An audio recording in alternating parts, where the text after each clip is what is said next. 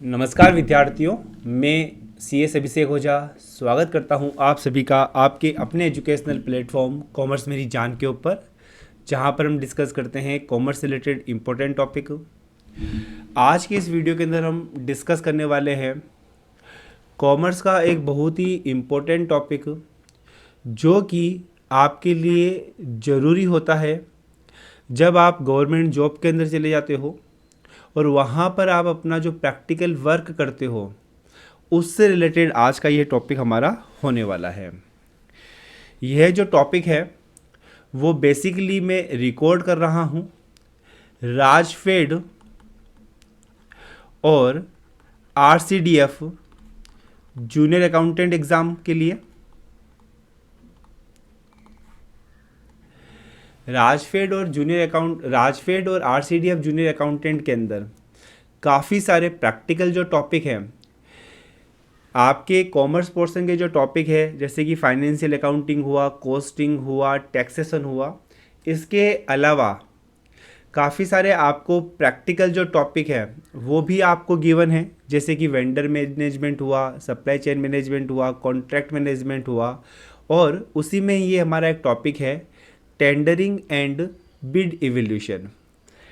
इसको मैं practical topic क्यों कह रहा हूँ, क्योंकि यह जो टॉपिक है वो आपके एकेडमिक्स के अंदर नहीं पढ़ाया गया है। इस टॉपिक से एग्जामिनर का ऑब्जेक्ट क्या है? इस टॉपिक से एग्जामिनर का ऑब्जेक्ट है कि फ्यूचर में आप जो काम करने वाले हो उसका आपको एक बेसिक ओवरव्यू मिल जाए, ताकि जब आप वो काम करने जाओ तो आपको वो ज़्यादा डिफ़िकल्टीज वहाँ पर ना हो। यह एग्जामिनर का जो पॉइंट ऑफ व्यू है इन टॉपिक्स को आपके एग्ज़ाम में देने का, वो है ये।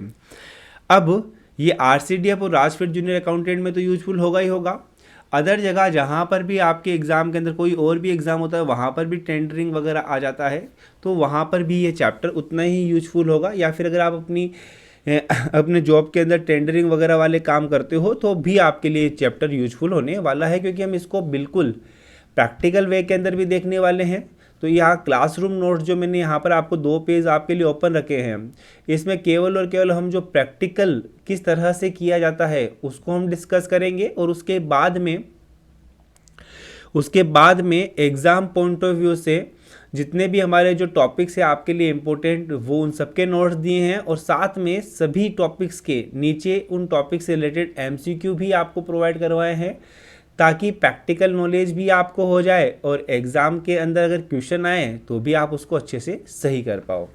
लेकिन मेरा आपसे ये कहना है कि आप ये जो क्लास है जहाँ पर मैं आपको एक प्रैक्टिकल ओवरव्यू यहाँ पर देने वाला हूँ, इस क्लास के ऊपर आप विशेष फोकस कीजिएगा, क्योंकि ये क्लास आपके लिए बहुत ही ज़्यादा इम्पोर्टेंट होने वाली है। आपने कभी प्रैक्टिकल वर्क का एक्सपोजर तो नहीं किया है, लेकिन इस क्लास के माध्यम से हम उस प्रैक्टिकल वे को उसका एक्सपोजर करने का कोशिश करेंगे, जिससे कि आगे जब आप थ्योरी वगैरह पढ़ो तो आपको वहाँ पर किसी भी तरह की कोई भी दिक्कत ना हो। ठीक है ना। अब सबसे पहले तो ये टेंडरिंग होता क्या है या फिर ये बिड वगैरह होती क्या है। सिंपल सी बात है, आप एक गवर्नमेंट ऑर्गेनाइजेशन के अंदर काम कर रहे हो, आप एक पब्लिक ऑर्गेनाइजेशन के अंदर काम कर रहे हो, जहाँ पर सरकार का रुपया, लोगों का रुपया लगा हुआ है। आप वहाँ पर कोई भी चीज़ वगैरह परचेज करते हो, कुछ भी अगर आपको परचेज करना है तो जो रुपया है वो आपकी जेब से नहीं जा रहा है। तो एक हमको लगता ना कि एक ये ह्यूमन मेंटेलिटी होती है कि जब हमारी जेब से रुपया नहीं जा रहा है तो हम वहाँ पर ज़्यादा सोचते नहीं हैं क्वालिटी के बारे में, प्राइस के बारे में। तो ऐसा ना हो कि भाई क्योंकि आपकी जेब से रुपया नहीं जा रहा तो आप क्वालिटी, प्राइसेस वगैरह के बारे में सोचो नहीं। इसीलिए ये जो यहाँ पर कुछ रूल्स एंड रेगुलेशन बनाए गए हैं, कुछ प्रोसीजर्स डिफाइन किए गए हैं, और ये प्रोसीजर आज से नहीं, अंग्रेज़ों के ज़माने से ये प्रोसीजर क्या किए जा रहे हैं, फॉलो किए जा रहे हैं। इस तरह से वो प्रोसीजर बनाए गए हैं कि वहाँ पर जो व्यक्ति काम कर रहा है वो बिल्कुल ईमानदारी के साथ काम करे, किसी भी तरह का छल कपट वहाँ पर वो नहीं कर पाए। आई बात समझ में। और एक बेस्ट डिसीजन ले उन प्रोसीजर को फॉलो करके जो कि गवर्नमेंट डिपार्टमेंट के या राष्ट्र के हित में हो, ये हमारा एक ऑब्जेक्ट रहता है। तो सिंपल सी बात है, अगर मैं आपको टेंडरिंग का मतलब बताऊं तो सिंपल सा टेंडरिंग का मतलब क्या है कि आप अपने गवर्नमेंट डिपार्टमेंट के लिए, अपने पब्लिक डिपार्टमेंट के लिए बाहर से कुछ भी परचेज कर रहे हो, चाहे वो गुड्स हो सकती है, चाहे वो सर्विसेज हो सकती है, चाहे वो कोई वर्क्स का काम हो सकता है। सर जी वर्क्स का काम कैसे? जैसे कि सिंपल सी बात है, गुड्स कैसे कि भाई आपने कंप्यूटर वगैरह मंगाए तो ये आपने गुड्स परचेज कर लिए। सर्विसेज कैसे? आपने कोई कॉन्ट्रेक्चुअल लेबर वगैरह बनाए तो ये आपने सर्विसेज उनके ले ली। इसके अलावा वर्क्स का काम कैसे? आप एक पूरा का पूरा काम ही उनको दे रहे हो, जैसे कि आपने उनको बिल्डिंग रिपेयर का काम दे दिया, है ना। आपने उनको बिल्डिंग का जो रिपेयर है, मेंटेनेंस है, उसका आपने उनको काम दे दिया, तो ये जो है वो एक वर्क्स का काम आपके लिए हो जाता है। तो अगर आप अपने पब्लिक डिपार्टमेंट के लिए गुड्स, सर्विसेज या कोई भी वर्क्स का काम करते हो तो उसका बाहर से परचेज करने का क्या प्रोसीजर होगा, है ना, वो प्रोसीजर आपके लिए टेंडर प्रोसेस कहलाएगा।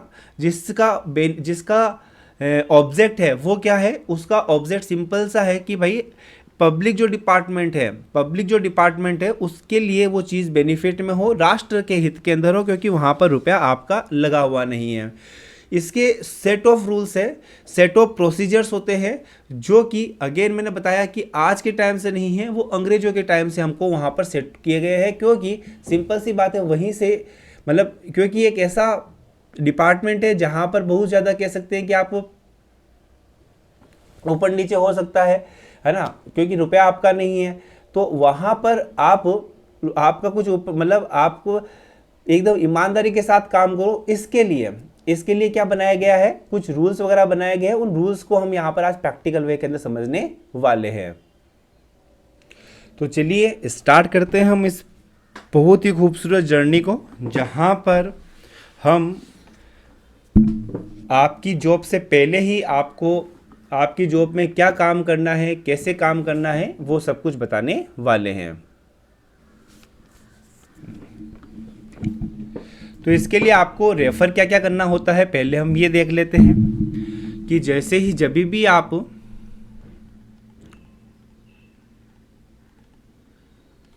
टेंडरिंग प्रोसेस करते हो तो उसके लिए क्या क्या फॉलो करना पड़ता है। उसके लिए सबसे पहले आपको फॉलो करना पड़ता है, अगर आप राजस्थान के अंदर हो तो RTPP बोले तो राजस्थान ट्रांसपेरेंसी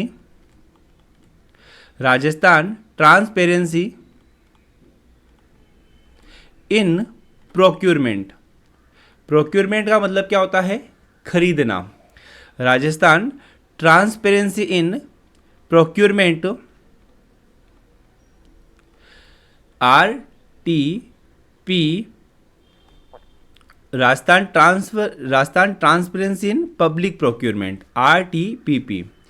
अब इस RTPP के एक्ट बनाया गया है, बोले तो Rajasthan transparency in public procurement act और Rajasthan transparency in public procurement rules. Act बनाए गए हैं 2012 के, यहाँ से भी क्वेश्चन आपसे पूछ सकता है, और रूल्स बनाए हुए हैं 2013 के। इसके अलावा आपको जो PWD है, पब्लिक वर्क्स डिपार्टमेंट, उसके जो रूल्स है रिलेटेड टू टेंडर, वो भी आपको फॉलो करने हैं। ये रूल्स सेंट्रल लेवल के ऊपर हो सकते हैं, जिसको हम बोलेंगे CPWD, और ये रूल स्टेट लेवल के ऊपर हो सकते हैं, जिसको हम बोलेंगे स्टेट PWD। तो इन रूल्स को भी आपको फॉलो करना पड़ेगा, जहां पर आपको जनरल प्रोसीजर्स वगैरह बताए जाएंगे। आई होप ये चीज़ समझ में आपको आई होगी। तो ये चीज़ों को आपको फॉलो करना पड़ेगा टेंडरिंग प्रोसेस के दौरान, ठीक है। अब टेंडरिंग प्रोसेस होती कैसे है, किस तरह से वो काम करती है, उसको हम यहाँ पर समझते हैं। देखिएगा, यह एक कंसर्न सेक्शन है जहाँ पर किसी भी चीज़ की रिक्वायरमेंट है। आई बात समझ में? यहाँ पर हो सकता है कि इसको गुड्स के रूप में कंप्यूटर्स वगैरह की ज़रूरत है, हो सकता है कि इसको सर्विसेज वगैरह में यहाँ पर कॉन्ट्रेक्चुअल जो लेबर है उसकी ज़रूरत है, हो सकता है इसको अपने इस बिल्डिंग का वॉशरूम है वो ख़राब हो गया है, उसको क्या करवाना है, रिपेयर वगैरह का काम करवाना है। आई बात समझ में? तो ये भी हो सकता है। तो यानी कि इसकी जो भी रिक्वायरमेंट है ये अपने वहाँ के जो टेंडर डिपार्टमेंट होता है उसको बताएगा कि देखो भाई मेरे यहाँ पर इन चीज़ों की रिक्वायरमेंट है। ये अपनी जो रिक्वायरमेंट है वो कंसर्न जो हर एक डिपार्टमेंट के अंदर एक टेंडर सेक्शन होता है, टेंडर डिपार्टमेंट होता है, तो वहाँ पर वो अपनी रिक्वायरमेंट्स वगैरह बताएंगे कि मेरे को किसकी ज़रूरत हो सकती है। अब हो सकता है इसको कंप्यूटर की ज़रूरत हो सकती है, तो ये किस में आ जाएगा, गुड्स में आ जाएगा। हो सकता है कि इसको कॉन्ट्रैक्चुअल लेबर की ज़रूरत हो सकती है। जैसे कि अगर मैं बात करता हूँ यहाँ पर आपके आरसीडीएफ वगैरह में, तो वहाँ पर जो नंबर ऑफ एम्प्लॉयज़ है या वर्क पावर है वो बहुत कम है। तो अब जिनको परमानेंट बेसिस के ऊपर लिया जाता है वो तो एडमिनिस्ट्रेटिव वर्क करते हैं, और फिर नीचे को कामों को करने के लिए वहाँ पर बहुत सारी जो टेंडरिंग होती है वो कॉन्ट्रैक्चुअल लेबर की होती है, या फिर किसी भी तरह का रिपेयरिंग का वर्क है तो ये आ जाएगा सर्विसेज में, और ये आ जाएगा आपका वर्क्स रिलेटेड काम के अंदर कि भाई मेरे को इसकी ज़रूरत है। आई बात समझ में? अब टेंडर डिपार्टमेंट क्या करेगा, जो भी टेंडर डिपार्टमेंट है, टेंडर डिपार्टमेंट उस चीज़ के बारे में सोचेगा और अपना एक पूरा का पूरा एस्टिमेट बनाएगा। किन किन चीज़ों के बारे में सोचेगा? सबसे पहले सोचेगा कि भाई ये टेंडर है उसका नेचर क्या है, हमको क्या परचेज करना है, गुड्स परचेज करने हैं, सर्विसेज परचेज करनी है, या फिर कोई वर्क्स का काम हमको करवाना है। उससे रिलेटेड स्पेसिफिकेशन वो डिसाइड करेगा कि भाई कितनी क्वांटिटी हमको चाहिए होगी, कौन सी क्वालिटी का हमको चाहिए होगा, और किस टाइप के हमको चाहिए होंगे, किस प्राइस रेंज के अंदर हमको चाहिए होंगे। उसके बाद में वो उसकी एस्टिमेटेड वैल्यू बनाएगा। एस्टिमेटेड वैल्यू भाई अगर मैं ये काम करवा रहा हूँ, मेरे को ये काम करवाना है, तो मेरे अकॉर्डिंग या मार्केट रेट के अकॉर्डिंग इसकी क्या प्राइस होनी चाहिए, क्या एक फेयर प्राइस होनी चाहिए, वो उसकी एक एस्टिमेटेड वैल्यू बनाएगा। एस्टिमेटेड वैल्यू बनाने का भाई हम अपने डिपार्टमेंट को बता रहे हैं कि भाई देखो इस कंसर्न सेक्शन से इन चीज़ की रिक्वायरमेंट आई है और इसमें इतना खर्चा होने वाला है। हम आपको, क्योंकि अब सिंपल सी बात है, अगेन कुछ भी पर्सनल यहाँ पर है नहीं, डिपार्टमेंट का रुपया जाने वाला है, तो डिपार्टमेंट को पहले बताना पड़ेगा ना भाई इतना रुपया हमारा यहाँ पर आपका खर्च होने वाला है, अगर आप अप्रूवल दोगे तो ही हम खर्च करेंगे, वरना तो हम तो खुद भी एक टेंडर डिपार्टमेंट है इस ऑर्गेनाइजेशन के, अगर ऑर्गेनाइजेशन ही मना कर देगा तो हमारी कहाँ हिम्मत होगी, है ना। ऐसा थोड़ी ना है कि भाई टेंडर डिपार्टमेंट जिस चीज़ का चाहे उस चीज़ का टेंडर निकाल सकता है, रुपया इसका भी नहीं है। तो पूरा का पूरा जो डिपार्टमेंट है उसकी क्या लेनी पड़ेगी, अप्रूवल्स वगैरह लेनी पड़ेगी। सोर्स ऑफ फंड क्या रहेगा, कहाँ से रुपया आने आएगा, बजट कोड क्या रहेंगे, मतलब कि ये जो काम है वो किस नेचर का है, कैपेक्स नेचर का है या फिर ओपेक्स नेचर का है। कैपेक्स बोले तो कैपिटल एक्सपेंडिचर है, लॉन्ग टर्म का एक्सपेंडिचर है। ओपेक्स बोले तो ऑपरेटिंग एक्सपेंडिचर है, बिजनेस को ऑपरेशन करने के लिए ज़रूरी है। बिल्डिंग वगैरह बनवा दी तो वो कैपेक्स एक्सपेंडिचर के रूप के अंदर आपके लिए आ जाएगा। छोटा मोटा रिपेयर का काम हुआ तो ओपेक्स के अंदर आ जाएगा। बिल्डिंग 2 माले की थी 3 माले की बना दी तो वो कैपेक्स के अंदर आ जाएगा। तो बजट कोड जो होंगे वो डिसाइड किए जाएंगे, मतलब कौन से अकाउंट से हमको रुपया मिलने वाला है, वहाँ पर देखेंगे भाई इतना रुपया पड़ा है, अलॉट हुआ है या नहीं हुआ है।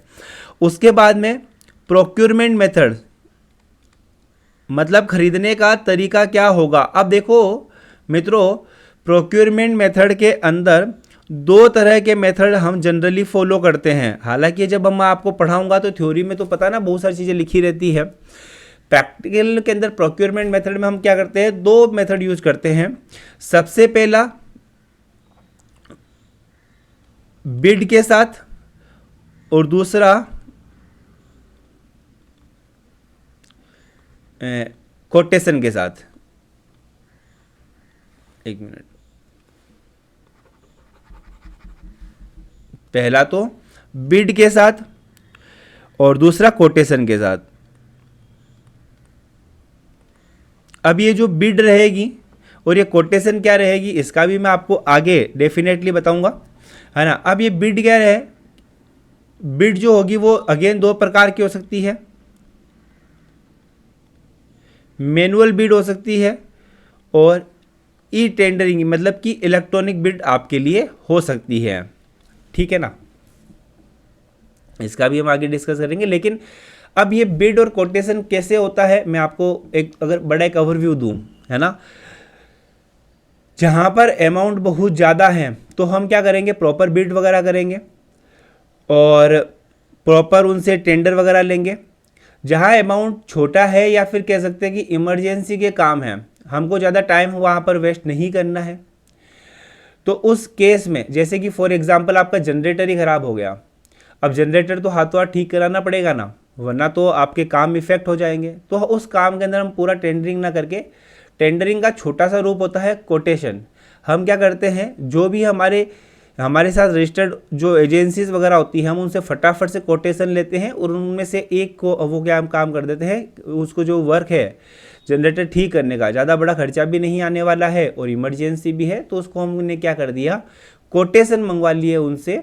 और कोटेशन जिसके भी आए उनका हमने ओवरव्यू किया और जो सबसे कम प्राइस वाला कोटेशन था उसको हमने क्या कर दिया, वो काम अलॉट कर दिया, ठीक है ना। क्लियर हुई बात? हाँ जी सर जी, बात क्लियर हो रही है।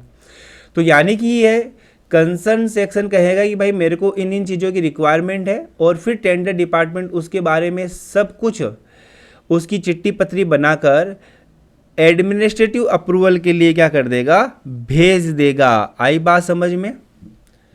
ये उसको सेंड करेगा फॉर अकाउंट्स, मतलब बजट वालों, अकाउंट्स बोले तो बजट वालों के पास रुपया है या नहीं है। और एडमिनिस्ट्रेटिव अप्रूवल बोले तो भाई मैं, ये काम मेरा नहीं है, ये आपके ऑर्गेनाइजेशन का है, तो अब मैं एडमिन की, मतलब इस ऑर्गेनाइजेशन की क्या कर रहा हूं, अप्रूवल ले रहा हूं कि देखो भाई ये काम है और मेरे अकॉर्डिंग इतना इतना खर्चा होने वाला है, अगर आप कहोगे तो मैं आगे बढ़ूं। अपने आप से कोई भी आगे अपने आप नहीं बढ़ता है, सबकी अप्रूवल्स लगती है। तो उसको सेंड करेगा for accounts and administrative approval, और वो अप्रूवल हम मानते हैं कि उसको रिसीव हो जाएगी। यहाँ तक की कहानी समझ में आई क्या? हम क्या कर रहे हैं, अगेन मैं अगर आपको और थोड़ा सा डिटेल में बताऊं, हम क्या कर रहे हैं, गवर्नमेंट ऑर्गेनाइजेशन के लिए कुछ भी खरीद रहे हैं। गुड्स हो सकता है, सर्विसेज हो सकती है, वर्क से रिलेटेड काम हो सकते हैं। तो ऐसे ही नहीं खरीद सकते हैं, उसका एक सेट ऑफ प्रोसीजर्स होता है। उस प्रोसीजर को हम यहाँ पर हम डिस्कस कर रहे हैं। पहले कंसर्न सेक्शन टेंडर जो डिपार्टमेंट होता है उसको कहेगा कि भाई देखो हमारी यहाँ पर इसकी ज़रूरत है। टेंडर डिपार्टमेंट उसकी चिट्ठी पत्री बनाएगा और उसकी चिट्ठी पत्री बनाकर वो उसको अकाउंट्स और एडमिनिस्ट्रेटिव अप्रूवल, अकाउंट्स वालों के पास कि भाई रुपया है हमारे पास इस काम को करने के लिए या फिर नहीं है, और एडमिनिस्ट्रेटिव अप्रूवल की भाई साहब देखो मैं आपके ऑर्गेनाइजेशन के लिए काम करने वाला हूँ, इतना रुपया इसमें लगने वाला है और ये काम है, आप कहो तो मैं इसमें आगे बढ़ूँ, आप कहोगे नहीं कहोगे तो मैं इसमें आगे नहीं बढ़ूँगा। सिंपल सी बात है, अपने मन से कोई भी काम यहाँ पर नहीं होता है, ठीक है। उसके बाद में जैसे ही उसको अप्रूवल मिल जाती है तो उसको वो क्या कर देता है, वाइडली पब्लिश कर देता है, न्यूज़पेपर वगैरह में पब्लिश कर देता है, अपनी जो साइट होती है वहाँ पर पब्लिश कर देता है, गवर्नमेंट्स की जो साइट होती है उसको पब्लिश कर देता है। वाइडली पब्लिश, NIB कह सकते हो इसको या NIT कह सकते हो।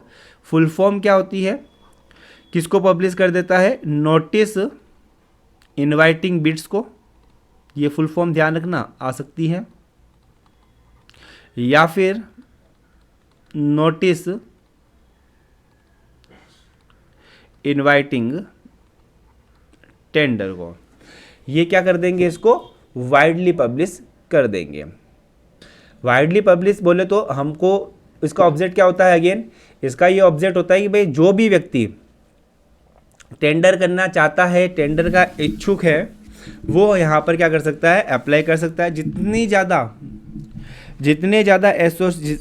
ज़्यादा वेंडर हमारे पास आएंगे, मतलब जितनी ज़्यादा टेंडर बिड्स हमारे पास लगेगी, उतना ही हमको क्वालिटी वाइज काम अच्छा देखने को मिल सकता है और रेट वाइज भी हमको अच्छा देखने को मिल सकता है। इसलिए हम इस नोटिस जो है इनवाइटिंग बिड्स या नोटिस इनवाइटिंग जो टेंडर है उसको हम वाइडली पब्लिश करेंगे, जिससे कि मैक्सिमम जो वेंडर्स है, वेंडर बोले तो जो ये काम करने वाले हैं, वो हमारे पास पहुंच सके और मैक्स टू मैक्स बिड्स वगैरह हमारे पास आ सके। आई बात समझ में?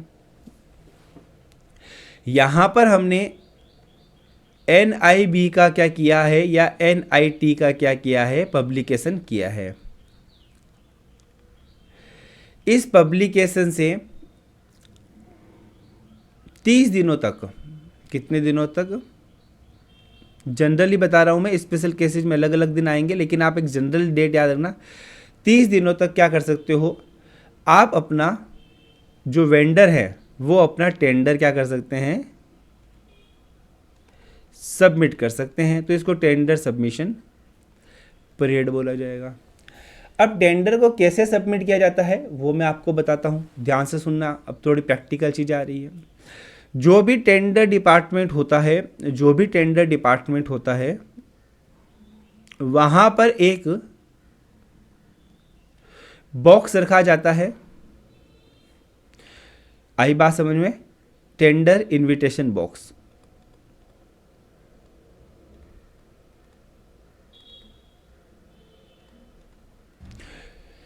यह बॉक्स ओपन रहता है। जो भी व्यक्ति, सपोज करो कि ये राम है, ये श्याम है और ये मोहन है, जो भी व्यक्ति इस टेंडर के अंदर इच्छुक है वो 2 लिफाफे, सील पैक लिफाफे लेकर आएंगे। अब इन सील पैक लिफाफों में क्या होता है वो मैं जब अभी ये लिफाफे ओपन करेंगे तब मैं आपको बताऊंगा, ठीक है? और यह सील पैक लिफाफे लाकर ये जो टेंडर सबमिशन पीरियड है उसमें लाकर यह इन सील पैक लिफाफों में ये दोनों लिफाफे क्या कर देंगे? डाल देंगे। आई बात समझ में? जैसे ही टेंडर सबमिशन पीरियड का एंड होता है, क्या कर दिया जाता है? इस टेंडर इनविटेशन बॉक्स को लॉक कर दिया जाता है। ये प्रैक्टिकल बता रहा हूं मैं आपको पूरा, है ना? इस टेंडर इनविटेशन बॉक्स को लॉक कर दिया जाता है। और ऐसा नहीं है, ये एक कह रहा हूं कि अगेन ये एक प्रोसीजर है जो कि अंग्रेजों के टाइम से सबको यही प्रोसीजर फॉलो करना चाहिए। अगर कोई फॉलो नहीं करता है तो भी उनको ध्यान रखना चाहिए कि ये प्रोसीजर प्रॉपर तरीके से फॉलो होना चाहिए, जिससे कि किसी भी तरह का कोई भी कपट का या फ्रॉड वगैरह का मामला ना हो। इसको लॉक कर दिया जाता है। लॉक करने का क्या हो भाई? जैसे ही पीरियड खत्म हो गया, हमने कहा कि भाई साहब 30वें दिन तक, जनरली अभी हमारे यहाँ पर 3 बजे तक का है ना, 3 बजे तक वो बॉक्स ओपन रहेगा। टेंडर का जो लास्ट दिन होता है उसके 3 बजे तक वो क्या रहता है? बॉक्स ओपन रहता है। और उस बॉक्स को हम क्या कर देते हैं? लॉक कर देते हैं। उस बॉक्स को हम क्या कर देते हैं? लॉक कर देते हैं जैसे ही 3 बजे जाते हैं। उसके बाद में उसके अंदर कोई भी जो लेट हो गया है, जैसे कि एक हुआ था, मतलब होता ही है बहुत बार कि ये बंदा है वो आया फॉर एग्जांपल 3:30 बजे सारे डॉक्यूमेंट्स लेकर, तो वो अब उसके अंदर एंट्री नहीं कर सकता है, उसके अंदर अपने बॉक्स नहीं डाल सकता है, जिससे कि फ्रॉड्स वगैरह ना हो। क्लियर हुई मेरी बात? बिल्कुल सर जी, क्लियर हुई है आपकी बात। बॉक्स में क्या है, सॉरी इन लिफाफों में क्या है, वो भी हम अभी धीरे धीरे सब चीज़ें हम क्या करेंगे, धीरे धीरे हम आपके साथ डिस्कस करने वाले हैं। तो जैसे ही 3 बज गए, हम क्या करते हैं उसके बाद में लिफाफे नहीं लेते हैं। कोई आया तो उनको हम बात, भाई अब नहीं डाल सकते हो आप, ख़त्म नहीं डाल सकते हो एज पर द रूल, और रूल इज रूल, क्योंकि वहाँ पर फ्रॉड्स वगैरह के चांसेस ज़्यादा होते हैं, तो हमको टू द रूल्स क्या करना पड़ता है, चलना पड़ता है। जैसे ही आपका टेंडर सबमिशन पीरियड खत्म हुआ, उसको हमने लॉक किया, अब हमको क्या करना है, टेंडर ओपनिंग करनी है। अब टेंडर ओपनिंग कब हो सकती है, रूल क्या कहता है, पहले तो ये देखते हैं, और उसके बाद में हम क्या करते हैं वो भी हम आपको बताऊंगा। टेंडर ओपनिंग कब करनी है, ये कहता है कि टेंडर ओपनिंग आपका जो टेंडर बिड हुआ, टेंडर जो बिड हुआ उसके क्लोज होने के 1 दिन के भीतर। जैसे कि आज फॉर एग्जांपल 2 तारीख है ना, आज 2 तारीख है, 2 तारीख को जैसे ही ख़त्म हुआ 3 बजे तक का,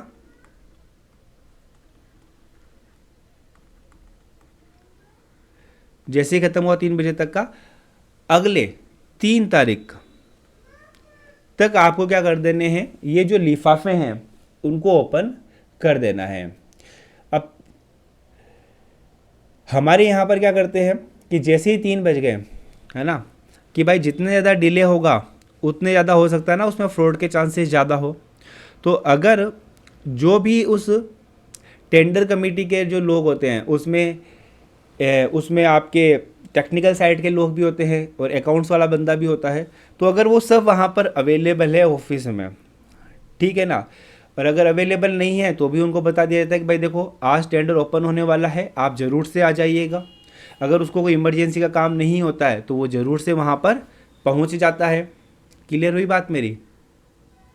वहाँ पर वो पहुँच जाता है। और जनरली क्या कहता है, जैसे ही 3 बजे बंद हुआ, 3:30 बजे तक टेंडर को ओपन करने की जो प्रोसेस होती है वो स्टार्ट कर दी जाती है। क्लियर हुई मेरी बात? 3:30 बजे तक हो। और अगर सपोज करो किसी को कुछ इमरजेंसी हो गई, उस टेंडर कमेटी के अंदर जो है टेक्निकल या अकाउंटेंट जो बंदा है, उसको ऐसी इमरजेंसी हो गई कि भाई साहब वो वहाँ पर उपस्थित हो नहीं सकता, तो उसके नेक्स्ट डे तो इसको ओपन करना ही पड़ेगा। तो यहाँ पर कहता है टेंडर बिड क्लोज होने के 1 दिन के भीतर भीतर आपको क्या करना पड़ेगा, यह टेंडर ओपन करना पड़ेगा। आई बात समझ में? दूसरा क्या एक क्वेश्चन रहता है कि जिन्होंने टेंडर लगाया है, फॉर एग्जांपल ये यहाँ पर राम, श्याम, मोहन, ये हम नाम रखते हैं इनके, क्या यह इस टेंडर ओपनिंग में शामिल हो सकते हैं? आपके लिए क्वेश्चन है, प्रैक्टिकल क्वेश्चन है। बिल्कुल ये शामिल हो सकते हैं। आई बात समझ में? तो टेंडर ओपनिंग में जो भी वेंडर हैं, वेंडर होते हैं ये, है ना, या फिर उनके वेंडर के रिप्रेजेंटेटिव, या फिर टेंडर लगाने वाले टेंडर का जो रिप्रेजेंटेटिव होता है, भी शामिल हो सकते हैं। ये आपको बात ध्यान में रखनी है। देखो थोड़ा सा हो सकता है क्योंकि मेरे लिए तो ये डे टू डे वर्क का है, तो लेकिन फिर भी मैं आपको समझाने की कोशिश कर रहा हूँ उस वे में कि आपने अगर ये काम कभी किया नहीं है फिर भी आपको ये चीज़ें समझ में आ जाए, ठीक है ना। तो अब टेंडर ओपन करने वाले हैं हम, टेंडर की ओपनिंग हम करने वाले हैं। अब टेंडर की ओपनिंग हम यहाँ पर करते हैं। तो टेंडर ओपनिंग हो गया, टेंडर बिड क्लोज होने के 1 दिन के भीतर करना पड़ेगा। जनरली मैंने आपको बता दिया कि जितने ज़्यादा लेट करेंगे उतने ज़्यादा फ्रॉड के चांसेस ज़्यादा होते हैं। अनफोर्सिन सर्कमस्टेंसेज के अंदर 1 दिन का टाइम ले लिया जाता है। अदरवाइज जो 3 बजे होता है 3:30 बजे तक, 3:30 बजे से इसका टेंडर का ओपनिंग का काम कर दिया जाता है, स्टार्ट कर दिया जाता है। अब हम क्या कर रहे हैं, टेंडर को ओपन कर रहे हैं। अब हमने टेंडर को ओपन किया तो यहाँ पर हमको सीक्वेंस वाइज नहीं, अलग हम क्या करेंगे कि भाई कितने लोगों ने लगाया टेंडर। फॉर एग्जांपल 3 लोगों ने टेंडर लगाया, 3 लोगों के जो टेंडर के जो तीन लोगों के टेंडर के लिफाफे कितने होंगे? 6 लिफाफे होते हैं। ये एक जनरल मैं प्रोसीजर आपको बता रहा हूँ। 3 लोगों के टेंडर के कितने लिफाफे होंगे? 6 लिफाफे होंगे। तो इन लिफाफों को नंबरिंग करने का जो प्रोसेस होता है वो भी काफ़ी शानदार होता है। इन लिफाफों को जो नंबरिंग करने का जो प्रोसेस होता है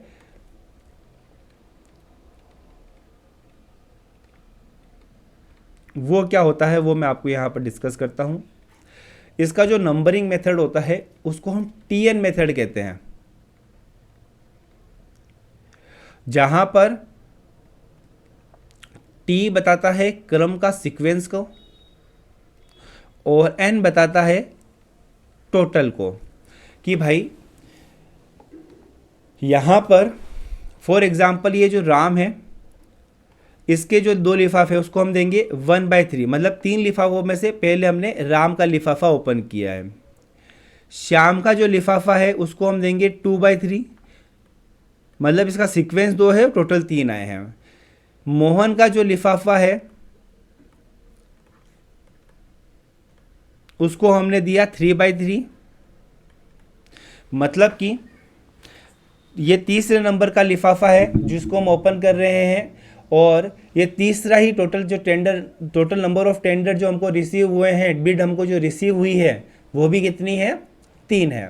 ये समझ में आई बात? तो ये सीक्वेंस करने का ये तरीका होता है बिल्कुल जो ओपन करता है रेड स्याही से, इसको क्या करता है ये पूरा का पूरा सीक्वेंसिंग वगैरह डालता है और उसके बाद में उनके ऊपर साइन वगैरह भी वो करता है। क्लियर हुई मेरी बात?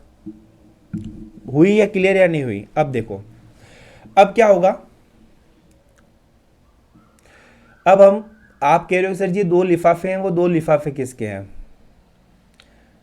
तो अब हमने क्या कहा कि इसमें 2 लिफाफे होते हैं।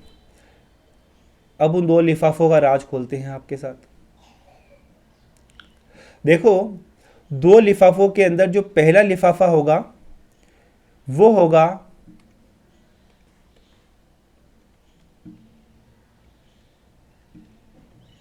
टेक्निकल कम इलिजिबिलिटी बिड।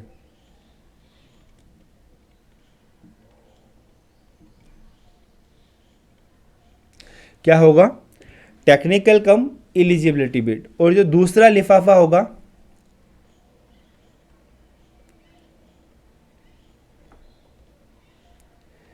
Financial bid.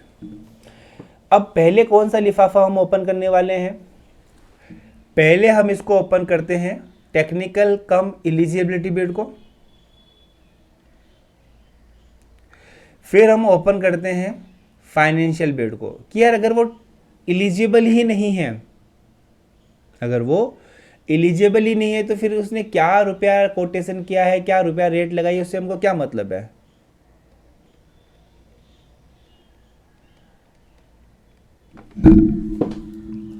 बात समझ में आ रही है क्या? पूरा प्रैक्टिकल आपको बता रहा हूं और प्रैक्टिकल से ही वो आपसे क्वेश्चन पूछ सकता है। ये ऐसी चीज़ें हैं जो कि जब आप पढ़ोगे तो मैं भी हो सकता है कि यार आपको थोड़ी सी डिफिकल्ट लगे, लेकिन अभी क्योंकि प्रैक्टिकल वे में बता रहा हूँ तो हो सकता है कि चीज़ें आपको आसान लगे और यहाँ से क्वेश्चन आएगा तो आप इनको भूलोगे भी नहीं। ठीक है, तो सबसे पहले किसको ओपन करते हैं हम? टेक्निकल कम एलिजिबिलिटी बिड को, बिड वाले फोल्डर को, और उसके बाद में हम फाइनेंशियल बिड वाला जो फोल्डर होता है उसको हम ओपन करते हैं। सर जी जब हम इसको ओपन कर रहे हैं, सर जी जब हम इसको ओपन कर रहे हैं तो इसमें क्या क्या होता है? इसमें सबसे पहले हम देखते हैं कि उस बंदे ने टेंडर फीस भरी है या नहीं भरी है। उसके बाद में हम ये देखते हैं कि उसने ईएमडी भरा है या नहीं भरा है। ईएमडी क्या होता है? Earnest money deposit.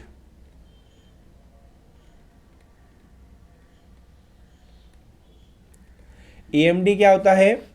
Earnest money deposit. इस ईएमडी को हम बिड सिक्योरिटी के नाम से भी जानते हैं। अब ये इनमें डिफरेंस क्या होता है वो मैं आपको बता देता हूं। देखो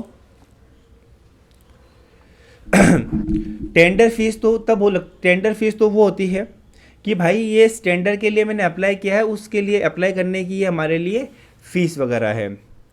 ठीक है, ये तो हो गई टेंडर फीस। ये नॉन रिफंडेबल टाइप की रहेगी,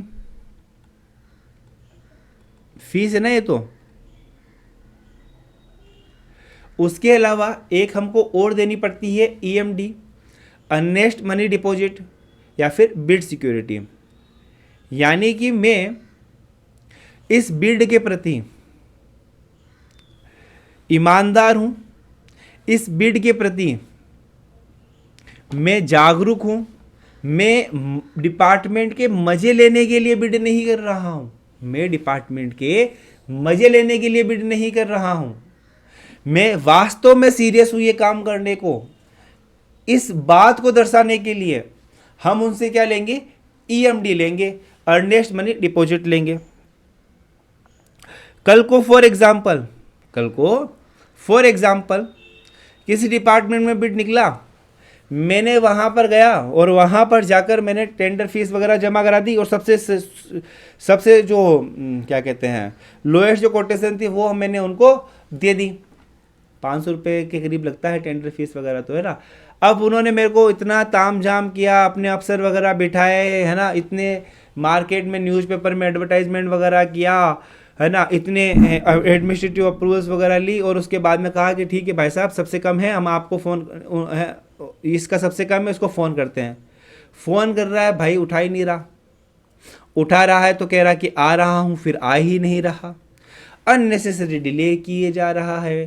काम करने के लिए हम उसको कह दे कि नहीं नहीं भाई साहब ये नहीं, अब तो ये रेट लगेगी, तो कुछ भी मतलब कि ये तो मैंने गलत रेट लिख दी थी, ये तो ये रेट होगी, ये रेट, ये इसके ऊपर आपको बिड टेंडर फाइनलाइज करना तो करो। मतलब कि इन द सेंस वो डिपार्टमेंट किसी तरह का मजाक ना करे, वो अपनी बिड के प्रति ईमानदार हो, वो अपनी बिड के प्रति सीरियस हो। इसके लिए हम उससे क्या लेते हैं, अर्नेस्ट मनी डिपॉजिट, जिसको कि हम बिड सिक्योरिटी के नाम से भी जानते हैं। अब ये होती कितनी है, ये बहुत ही इंपॉर्टेंट क्वेश्चन है और बहुत ही शानदार क्वेश्चन है जो कि एग्जामिनर पूछ सकता है। ये जनरली होती है, जनरली केस में, मतलब कि जहाँ पर एमएसएमई या फिर अगर हम अभी पढ़ेंगे, जब हम इसका आपको नोट्स वगैरह पढ़ाएंगे तो बाकी डिटेल में पढ़ेंगे, लेकिन जो एक जनरल मतलब 100 में से 90% या 95% केसेज में यही यूज़ होती है ना, जनरल चीज़ें यूज़ होती है ना। 2% of estimated value, 2% of estimated जो वैल्यू होती है उसके लिए, उसके रूप के अंदर ये है आपकी जो ईएमडी होती है, अर्नेस्ट मनी डिपॉजिट, या फिर आपकी जो बिड सिक्योरिटी होती है वो कितना रहता है, 2% रहता है आपकी जो एस्टिमेटेड वैल्यू। एस्टिमेटेड वैल्यू कौन सी वाली, ये वाली एस्टिमेटेड वैल्यू। मैंने आपको कहा था कि जो टेंडर डिपार्टमेंट एक एस्टिमेटेड वैल्यू बनाएगा, किस काम को करने के लिए कितना खर्चा हो जाएगा, इसका 2% क्या रहता है आपके लिए, ईएमडी रहता है। इसका 2% आपके लिए ईएमडी रहता है। ये आपको बात ध्यान में रखनी है। बात क्लियर हुई क्या? हाँ जी सर जी, बात क्लियर हो रही है। क्यों लिखते हैं हम, वो भी मैंने आपको बता दिया। अब ये जो अर्नेस्ट मनी डिपॉजिट होती है वो चेक, डीडी वगैरह के रूप में भी हो सकती है। अदरवाइज इनको एक और ऑप्शन रहता है कि भाई as a BG, bank guarantee के रूप में भी हम आपको कर सकते हैं। मतलब कि आपके अकाउंट में ही वो रुपया पड़ा रहेगा, आपको उसके ऊपर ब्याज वगैरह सब मिलता रहेगा, लेकिन वो लेकिन उसको आपने सिक्योर कर रखा है ईएमडी के अगेंस्ट में, बिड सिक्योरिटी के अगेंस्ट में। कल को ऊपर नीचे होता है तो आपकी ये ईएमडी क्या कर ली जाएगी, जब्त कर ली जाएगी। ऊपर नीचे कुछ भी नहीं हुआ, आपने टेंडर लगाया ईमानदारी के साथ, आपका टेंडर नहीं लगा, आपने टेंडर लगाया ईमानदारी के साथ, आपका टेंडर नहीं लगा, तो ये फीस क्या हो जाती है, ईएमडी क्या हो जाती है, रिफंडेबल हो जाती है, आपको वापस मिल जाती है। आई बात समझ में? यह रिफंडेबल होती है। अगर आपने ईमानदारी से बिड लगाई और आपको नहीं मिला तो ईएमडी आपको वापस से मिल जाएगी। बात क्लियर हो रही है क्या? चीज़ें समझ में आ रही है क्या? तो टेंडर फीस लगाई जाएगी, ईएमडी दी जाएगी। सबसे पहले तो हम क्या करते हैं, उसको चेक करते हैं, और उसके बाद में हम क्या चेक करते हैं, उसके डॉक्यूमेंट्स चेक करते हैं। डॉक्यूमेंट में उसका जीएसटी रजिस्ट्रेशन सर्टिफिकेट देखते हैं,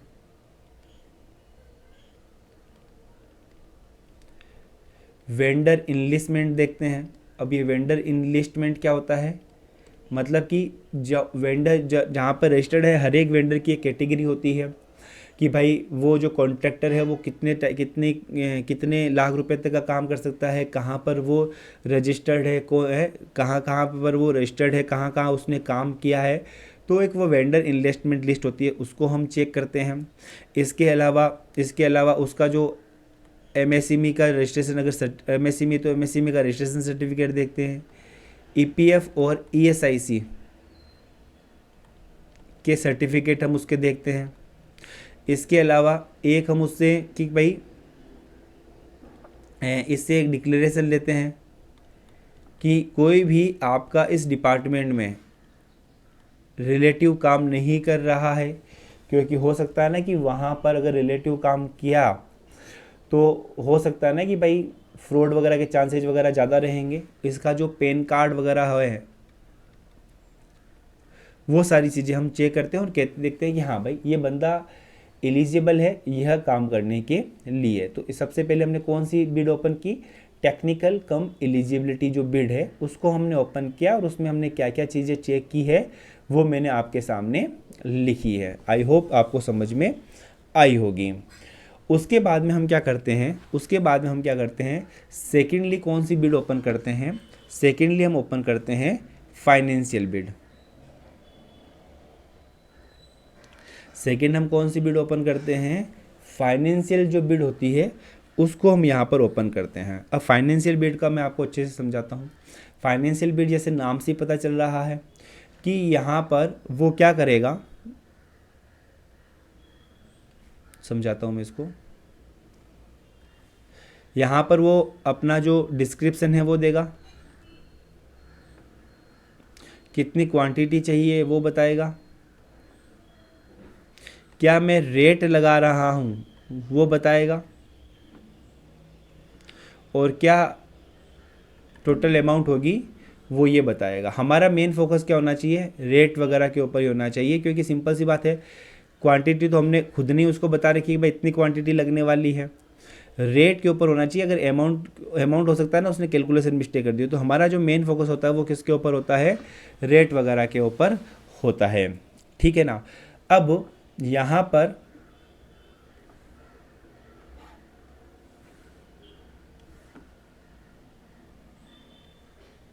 समझना मेरी बात को, बहुत ही इंपॉर्टेंट बात बता रहा हूँ मैं, और सारी चीज़ें प्रैक्टिकल है ना।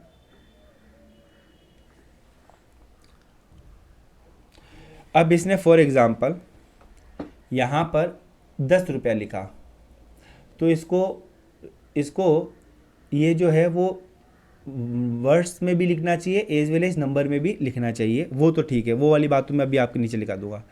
इसको इसने फॉर एग्जांपल 10 रुपये को काट कर ऐसे 12 रुपये किया, 12 रुपये किया। तो हम क्या करते हैं, यहाँ पर जहाँ पर पेज एंड हो रहा है हम वहाँ पर लिखेंगे कि भाई इसने C1 बोले तो एक करेक्शन इस हमको इस पेज के ऊपर मिला है। तो सपोज करो कि वैसे वो जो एस्टिमेट होता है उसमें 5-10 पेज है, बड़ा एस्टिमेट है, 5-10 पेज हैं। तो हर एक के ऊपर, हर एक पेज के नीचे हम देखेंगे कि भाई वहाँ पर कोई काट छाट हुई है या फिर नहीं हुई है। आई बात समझ में। तो हमने कहा कि भाई इस पेज के ऊपर कितने करेक्शन हुए हैं, एक करेक्शन हुआ है। आई बात समझ में। और एक ये 5 लिखा हुआ था, इसको फिर ओवरराइट करके इसे 8 किया गया, तो हमने कहा कि ओवरराइटिंग की गई है 1। ठीक है। और उसके नीचे हम क्या कर देते हैं, अपने साइन कर देते हैं कि भाई 1। हालांकि देखो जनरली ऐसा होता नहीं है, जो भी सीरियस है वो प्रॉपर तरीके से अपनी बिड वगैरह लिखता है, लेकिन अगर सपोज करो कि ऐसा हुआ है और हमको फ्यूचर के अंदर इससे रिलेटेड कोई फ्रॉड ना हो, इसलिए ये प्रोसीजर क्या किया जाता है, अपनाया जाता है। क्या प्रोसीजर अपनाया जाता है, जो भी उस पेज के ऊपर करेक्शन होती है, जो भी उस पेज के ऊपर ओवरराइटिंग होती है, वो हम क्या करेंगे, हर एक पेज के नीचे उसको मेंशन करेंगे, और उसको मेंशन करते हुए जो भी उस टेंडर ओपन कर रहे हैं उसके वहाँ पर क्या कर दिए जाते हैं, साइन कर दिए जाते हैं। आई बात समझ में। ये जो साइन होते हैं ध्यान रखना वो रेड इंक से होने चाहिए। ये जो काम है वो किस इंक से होना चाहिए, रेड इंक से ये काम होना चाहिए। इसके अलावा हमको क्या क्या बातें ध्यान में रखनी है, इसके अलावा हमको बातें ध्यान में रखनी है जो भी रेट है या अमाउंट है वो वर्ड्स में भी होनी चाहिए एज वेल एज नंबर में भी होनी चाहिए, और जैसे ही वो एंड होता है ओनली वर्ड यूज होना चाहिए ताकि किसी भी तरह का कोई फ्रॉड्स वगैरह ना हो सके।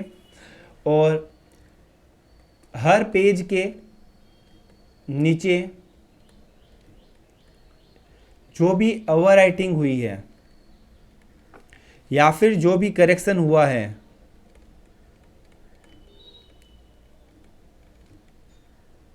उसको इंडिकेट करके साइन करने होंगे। अगर जीरो है तो हम कह देंगे कि भाई ओवर राइटिंग जीरो और करेक्शन भी जीरो और साइन कर देंगे। और ये साइन कैसे करने होंगे, रेडिंग से। ये क्वेश्चन ध्यान रखना। आई मेरी बात समझ में या फिर नहीं आई समझ में अभी तक आपको? बिल्कुल आ गई बात समझ। तो देखो ये बिल्कुल ये प्रैक्टिकल चीज़ें मैं बता रहा हूँ आपको, और प्रैक्टिकल के साथ साथ ये एग्ज़ाम से भी रिलेटेड बहुत ही इंपॉर्टेंट चीज़ें हैं जो कि एग्जामिनर आपको पूछ सकता है, जो उम्मीद करता है कि आपको ये चीज़ें पता होनी चाहिए। आपको किसी ऐसे बंदे ने ये चीज़ें आपको बता रखी हो जिसको इन चीज़ों का प्रैक्टिकल नॉलेज हो। और हमने ऐसे करके तीनों ही बॉक्स और जो तीनों लिफाफे आ रखे थे राम के, श्याम के, मोहन के, उसको हमने क्या कर लिया, ओपन कर लिया। और उसको ओपन करने के बाद में हम क्या करते हैं, एंड में अपना एक कंपेरेटिव स्टेटमेंट बनाते हैं। एक कंपेरेटिव स्टेटमेंट बनाते हैं। इस कंपेरेटिव स्टेटमेंट में हम बताते हैं कि हमारी एस्टिमेटेड वैल्यू क्या थी, राम ने क्या वैल्यू दी, श्याम ने क्या वैल्यू दी और मोहन ने क्या वैल्यू दी। हमारी एस्टिमेटेड वैल्यू फॉर एग्जांपल थी 1,00,000 रुपये। इस 1,00,000 राम ने दिए 1,10,000 रुपये की बिड दी, श्याम ने दिया है 1,15,000 का और मोहन ने दिया है 1,05,000 का। तो उनकी जो बिड अमाउंट होती है उसके बेसिस के ऊपर हम उनको L1 जो सबसे लोएस्ट रहेगा उसको हम L1 का नाम देते हैं, जो सेकंड लोएस्ट रहेगा उसको हम L2 का नाम देते हैं, जो सबसे जो सबसे लोएस्ट रहेगा उसको L1 का नाम, जो उससे ऊपर रहेगा उसको हम L2 का नाम, जो उससे ऊपर की बिड लगाएगा उसको हम L3 का नाम। ऐसे सीक्वेंस करके हम L1, L2 और L3 देते रहेंगे। जो लोएस्ट, L बोले तो लोएस्ट, सबसे लोएस्ट कौन है, मोहन है। लोएस्ट 2 कौन है, राम है। लोएस्ट 3 कौन है, श्याम है। फॉर एग्जाम्पल मोहन कभी कल को किसी वजह से उसको टेंडर लॉट हो जाता है, वो काम नहीं कर पाता है, तो हम किससे कांटेक्ट कर लेंगे, राम से कांटेक्ट कर लेंगे। क्लियर हुई मेरी बात या नहीं हुई? और यहाँ पर यह जो वर्क है, ये जो टेंडर है वो किसको अलॉट कर दिया जाएगा, अलॉटेड टू L1। ये किसको अलॉट कर दिया जाएगा, अलॉटेड टू L1। अब जैसे ही L1 को यह अलॉट किया जाएगा, ध्यान रखना इनको, इनकी जो EMD है वो क्या कर दी जाएगी, रिफंड कर दी जाएगी। और इस L1 से अब EMD की जगह पर परफॉर्मेंस सिक्योरिटी ले ली जाएगी। परफॉर्मेंस सिक्योरिटी ले ली जाएगी। सर जी इसकी भी EMD रिफंड कर दी जाएगी क्या? इसकी जो EMD होती है वो अब इसकी परफॉर्मेंस सिक्योरिटीज़ के अंदर क्या कर दी जाएगी, कन्वर्ट कर दी जाएगी कि भाई अब तुमको काम मिला है, तुम अगर सही टाइम पर काम नहीं किए तो हम तुम्हारी परफॉर्मेंस सिक्योरिटी रोक लेंगे, और अगर काम कंप्लीट कर दिया, सही टाइम पर कंप्लीट कर दिया, अच्छी क्वालिटी के साथ कंप्लीट कर दिया, तो हम आपकी परफॉर्मेंस सिक्योरिटी जैसे ही काम कंप्लीट हो जाएगा हम आपको रिलीज कर देंगे। तो ऐसे होता है आपके गवर्नमेंट डिपार्टमेंट में टेंडरिंग का प्रोसेस। एक यहाँ पर मैंने आपको एक पूरा का पूरा एक ओवरव्यू बताया है। आई होप आपको ये ओवरव्यू समझ में आया होगा, आपने इसको अपने नोट्स में राइट डाउन किया होगा। एक बार फटाफट से आप इसको अपने तरीके से रिवाइज भी कर लीजिएगा। नेक्स्ट क्लास के अंदर मैं तो आपको यह रिवीजन करवाने ही वाला हूं, और अपनी इस नेक्स्ट क्लास के अंदर हम पढ़ेंगे अब इससे जो भी हमारे थ्योरेटिकल जो नोट्स हैं। अब क्योंकि हमको प्रैक्टिकल पता है तो ये थ्योरेटिकल नोट्स पढ़ने में अब आपको बिल्कुल प्रॉब्लम नहीं आएगी, और मैं आपको यहाँ पर भी प्रैक्टिकल वे के अंदर समझाने वाला हूँ। एमसीक्यू हर एक टॉपिक्स के नीचे मैंने आपको भर भर के एमसीक्यू दिए हैं, ताकि आपकी जो एमसीक्यू की जो प्रैक्टिस है वो भी बहुत खतरनाक तरीके से हो जाए। तो इसी उम्मीद के साथ उम्मीद करता हूँ कि आपको ये चैप्टर आपको ये क्लास आपको समझ में आई होगी। और भी किसी तरह का डाउट वगैरह रहता है तो आप हमारे कमेंट बॉक्स के अंदर लिख सकते हो, अगर आपके कोई भी डाउट्स वगैरह है। इसके अलावा आप हमारे टेलीग्राम चैनल कॉमर्स मेरी जान पे भी ज्वाइन हो सकते हो, जहाँ पर आप तो वहाँ पर डिस्कशन ग्रुप भी है, उनके वहाँ पर आप डिस्कस वगैरह भी कर सकते हो अपनी जो प्रॉब्लम्स है बाकी स्टूडेंट के साथ। उम्मीद करता हूँ वीडियो आपको समझ में आया होगा, and all the very best for your exam.